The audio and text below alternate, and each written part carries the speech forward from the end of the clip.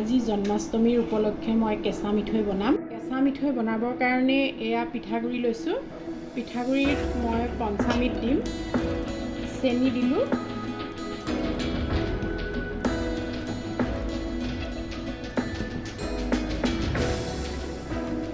দৈ দিছোঁ এচামুচ,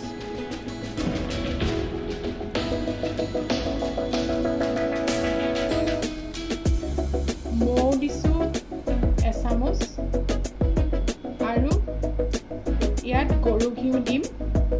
গৰু ঘিউ মৌ যিমান দিছোঁ তাতকৈ অলপ বেছিকৈ দিম। ঘিউ আৰু মৌ বোলে সম পৰিমাণত দিলে অপকাৰ কৰে, সেইকাৰণে ঘিউ যদি 2 চামুচ দিয়ে তেতিয়াহ'লে মৌ এচামুচ দিব লাগে বুলি কয়। এতিয়া এৱা গাখীৰ দিম আৰু এইখিনি লাহে লাহে সানি থাকিম। গোটেইখিনি ভালকৈ সান খাবৰ কাৰণেহে মই চামুচখন ব্যৱহাৰ কৰিছোঁ। পাছত হাতেৰে লাড়ুখিনি বনাই নিব লাগিব। আগতে মই জন্মাষ্টমীৰ এটা ভিডিঅ' দি থৈছোঁ, তাত মই পকা মিঠৈ বনাইছিলোঁ। আজি মই কেঁচা মিঠৈহে বনাম।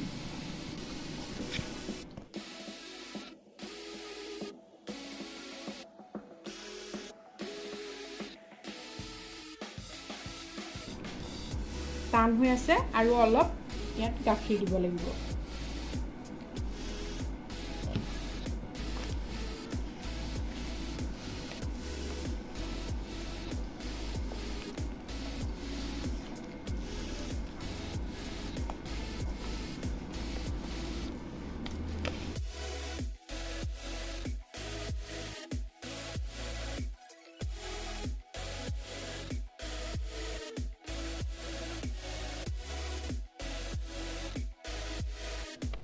অলপ ঢিলা হৈ আছে। মই অলপ শুকান পিঠাগুড়ি থৈ লৈছিলোঁ।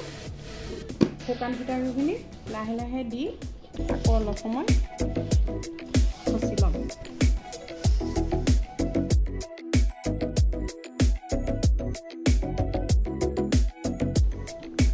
এনেকৈ সানি থাকোঁতে লাডু কৰি চাম। যদি লাডুটো ধুনীয়াকৈ হৈ যায় তেতিয়াহ'লে এইখিনি জোখৰ হৈছে। এয়া ঢিলাও হোৱা নাই, টানো হোৱা নাই, এইটো জোখতে মই ৰাখি যাম।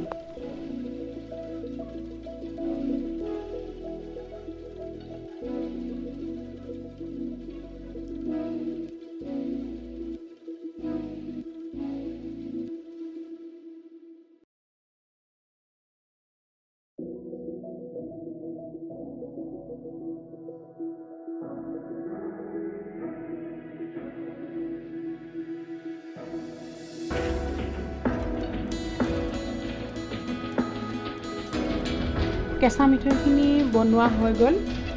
যোৱা বছৰ মই এটা ভিডিঅ' আপোনালোকৰ আগত আগবঢ়াইছিলোঁ, জন্মাষ্টমী আমাৰ ঘৰত কেনেদৰে পালন কৰোঁ। সকলোৱে নিশ্চয় চাইছে।